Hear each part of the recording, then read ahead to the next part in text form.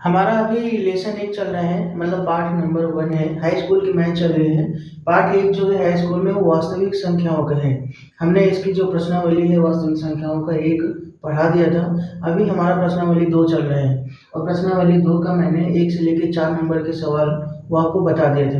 अगर आपने वीडियो नहीं देखा तो उन वीडियो का जो लिंक है इस वीडियो के डिस्क्रिप्शन पे डाल दूंगा, आप जाकर वहाँ से चेक कर सकते हैं। ठीक है, देखो हमारे 5वां नंबर सवाल है इस प्रश्नावली का। इसमें लिखा हुआ है कि जांच कीजिए कि क्या कोई प्राकृतिक संख्या n के लिए संख्या 6 की पावर n अंक 0 पर समाप्त हो सकता है कि नहीं। देखो, हम सबको ये चीज़ तो पता है, अगर कोई संख्या 0 पे समाप्त होती है तो डायरेक्ट 10 से कट जाएगी। ठीक है, या फिर हम ऐसे भी बोल सकते हैं कि यदि कोई संख्या 2 मतलब 0 पे समाप्त होती है तो वो 2 और 5 से क्या होगा, विभाज्य होगा।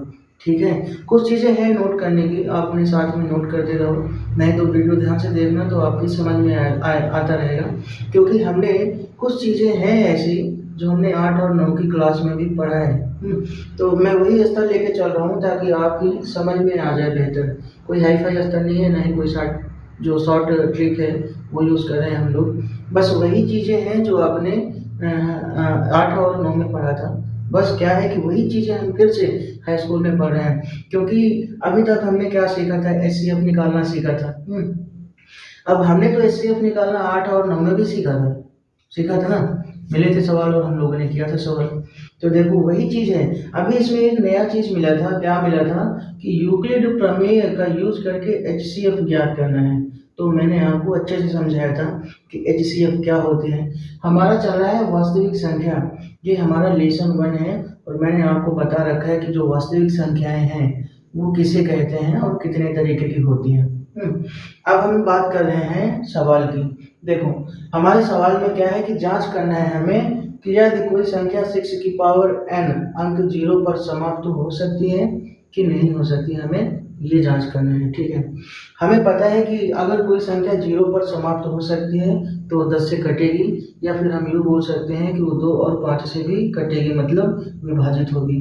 तो देखो, अगर कोई संख्या 10 से कटेगी, कोई संख्या है 0 पर समाप्त होती तो क्या बोला, 2 और 5 से भी कटेगी। तो 2 का अभाज्य गुणनखंड कितना हुआ, 2 गुणे 5 हुआ।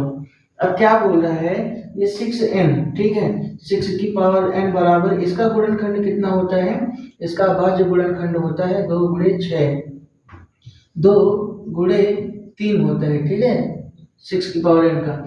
अब इसमें क्या होता है, इसमें पावर लगा है तो हम इसकी पावर n लगा देंगे। ठीक है, अब 6 की पावर n बराबर क्या लिखेंगे, 2 की पावर n गुणे 3 की पावर n।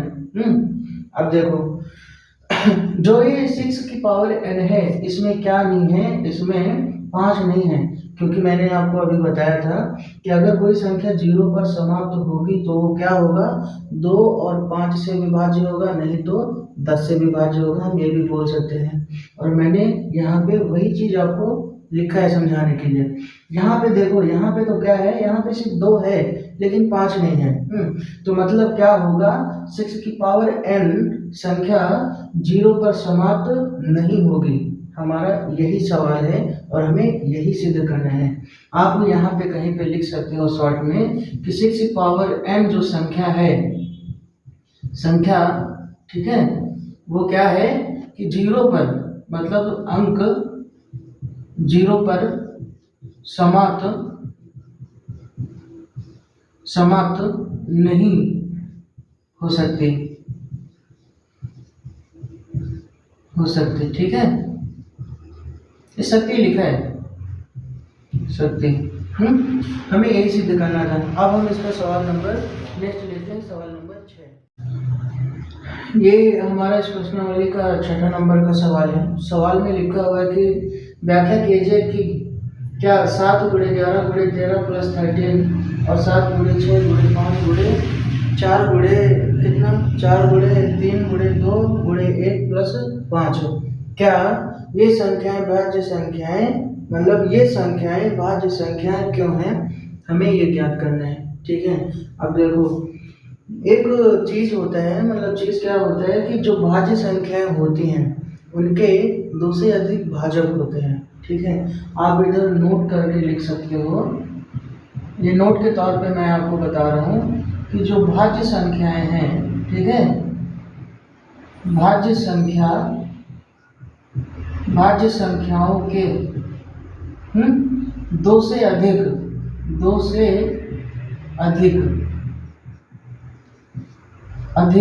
भाजक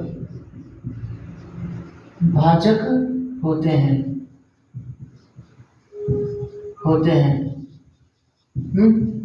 ठीक है, ये हमने एक नोट के तौर पे लिख दिया है ताकि आपको समझने में कोई प्रॉब्लम ना हो। हमें सिद्ध करना है, मतलब कि ये नंबर भाज्य संख्याएं हैं तो क्यों हैं, हमें ये बताना है। देखो, मैंने आपको बताया है कि जो भाज्य संख्या है वो दो से अधिक भाजक होते हैं उनके। अगर हम पहली संख्या लें, पहली संख्या में हम ये ज्ञात कर लें कि इनका जो भाजक है वो दो नहीं, दो से और भी हैं, तो ये संख्या क्या होगी, हमारी ये चीज़ सिद्ध करेगी कि ये भाज्य संख्याओं में आती है। ठीक है, हमें यही चीज़ सिद्ध करना है। तो जो मतलब जो संख्याएं हैं हमारे पास, कितना है हमारे पास, 7 गुणे 11 गुणे 13 प्लस 13, ये हमारी संख्या है। ठीक है, अब देखो हम इस संख्या को कैसे लिख सकते हैं, 13 गुणे ऐसे लिख सकते हैं ना, 7 गुणे 11 प्लस कितना, प्लस 1, ऐसे लिख सकते हैं कि नहीं। देखो, अगर हमने यहाँ से 7 कॉमन ले लिया तो यहाँ पे कितना हुआ, ये तो गुणे में ही है, ये संख्या जो है वो तो गुणे में ही है। अगर 13 एकम 13 तो वही बात हुई ना, यही चीज़ लिखा हुआ है। ये चीज़ हमने 8 या 9 में ये पढ़ा था, और मैंने ऐसे ही वो जब प्रश्नावली 1 पढ़ा रहा था इससे अब ज्ञात करने के लिए, तो उसमें भी मिला था, मैंने बताया था उसमें। ठीक है, कोई कंफ्यूजन, ठीक है ना।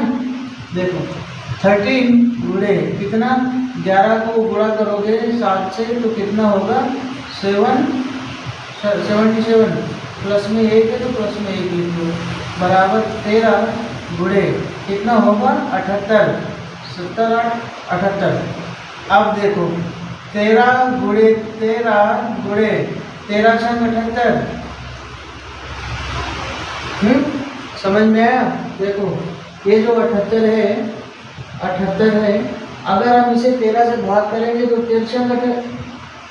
13 गुणे 6 करोगे तो कितना आएगा, 7 3 18 की 8, 7 एकम 7 7 78 ही आया ना।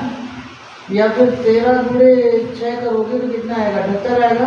6 गुणे 13 करोगे तो भी 78 आएगा। तो उसी का फैक्टर मैंने यहाँ पे लिख दिया है। ठीक है, अब देखो यही संख्या है, मतलब यही संख्या है जो निकल के हमें ये आया है। मतलब इसके जो भाजक हैं, किसके भाजक हैं, इस संख्या के जो भाजक हैं वो कितने हैं, 1 से अधिक दिख रहे हैं। देखो इस संख्या का जो भाजक है वो कितना है, 1 है, कितना है 6 है, और फिर कितना है 13 है। ठीक है, कितना आया भाजक, देखो ठीक से देखना, एक तो 1 निकल के आया। कोई भी संख्या 13 गुणे 1 करोगे तो कितना आएगा, 1 ही आएगा, 1 आया। और फिर हमने यहाँ से 6 ले लिया और ये 13 ले लिया यहाँ से। और कौन सी संख्याएं हैं, देखो, और ये संख्या कौन सी संख्या है, ये संख्या ये वाली संख्या है।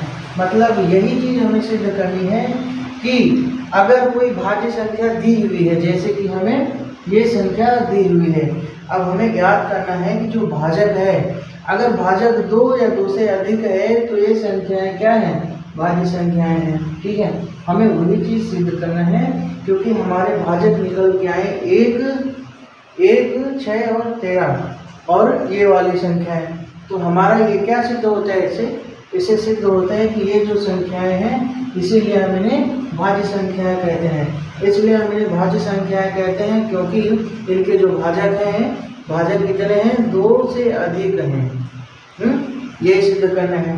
ये वाला सवाल आप लगाओगे, देखते हैं कैसे लगाते हो। ठीक है, कोशिश यही है यही सब करना है। इसमें एक चीज़ और बताता हूँ मैं, इसमें यहाँ पे प्रश्न में 13 था, तो हमने क्या किया था, प्रश्न में ये कॉमन में क्या लिया था हमने, 13 लिया था। इन सब चीज़ों से कॉमन 13 लिया था। देखो कॉमन 13 का मतलब क्या होता है, इससे हमने 13 ले लिया था और यहाँ पे कितना 13 गया था, तो कितना बचा था, 1 बचा था। तो यही चीज़ लिखा हुआ है यहाँ पे। अब यहाँ से कितना कॉमन लोग हैं, यहाँ पे प्लस में 13 था तो 13 कॉमन लिया। अब यहाँ पे प्लस में 5 है तो आप ना प्लस के 5 कॉमन लेना, ठीक है। देखो सवाल लगता है कि नहीं लगता, नहीं लगता तो कमेंट करके बताना, फिर मैं बताऊँगा। देखो ये इस प्रश्नावली का लास्ट सवाल है, 7वां नंबर है।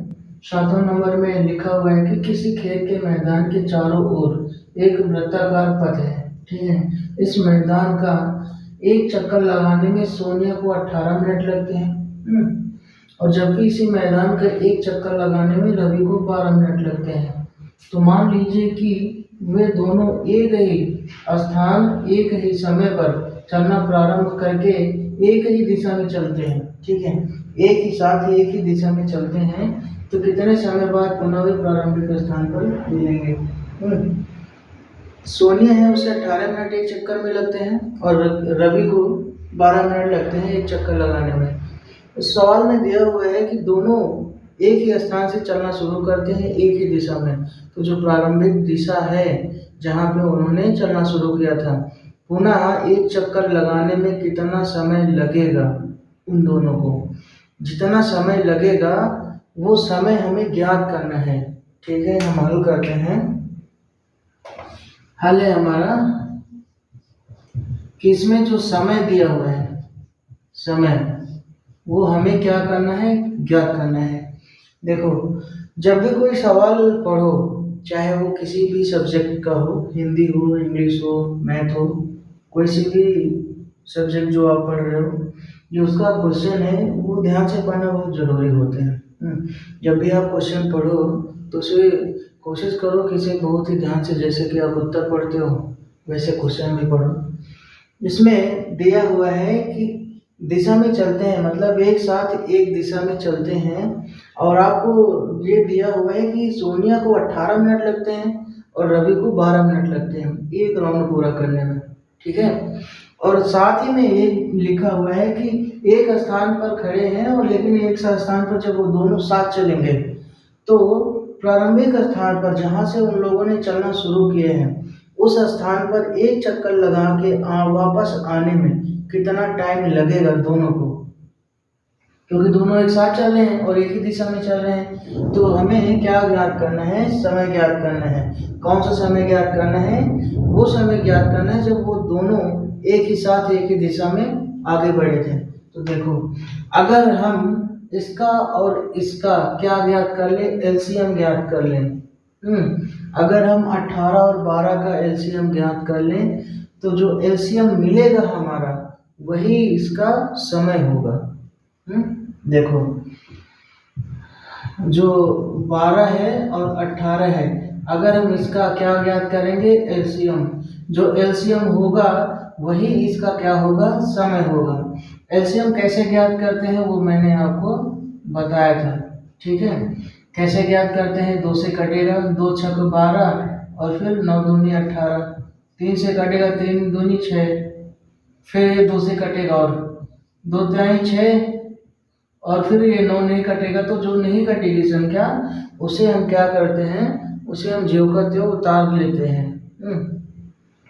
यहाँ पर 6 2 से तो कट गया, हमने 3 लिखा, लेकिन ये जो 9 लिखा हुआ है ये 2 से नहीं कटेगा तो हमने 9 नीचे उतार लिया। अब क्या जाएगा, ये 2 से नहीं कटेगा, ये कटेगा 3 से, 3 एकम 3, 3 त्रिका 9, फिर ये कितने से कटेगा, 3 से कटेगा। ये 1 है तो हमने क्या किया, 1 उतार लिया जैसे का तैसा, 3 एकम 3। अब देखो इसका जो एचसीएफ निकला, मतलब एलसीएम जो निकला, एलसीएम बराबर 2 गुणे 2 गुणे 3 गुणे 3, यही निकला ना। अब देखो क्या हुआ, 2 दूनी 4, 4 3 12, 12 3 36, कितना 36, क्या आया हमारा, ये एलसीएम हमारा 36 आया। जब हमें क्या ज्ञात करना था, समय ज्ञात करना है। कौन सा समय ज्ञात करना है? जहाँ से वे चले थे वो समय ज्ञात करना है कि पुनः कब मिलेंगे। देखो इसमें क्या है कि 36 मिनट बाद प्रारंभिक स्थान पर मिलेंगे। हमें यही ज्ञात करना है, इसका समय, टाइम। तो क्या गया है? 36 मिनट निकल के आया हमारा। ठीक है, सवाल को ध्यान से पढ़ना और ये प्रश्नावली यहीं पे खत्म होती है। ठीक है, इसके बाद कल से हम पढ़ेंगे आपको प्रश्नावली।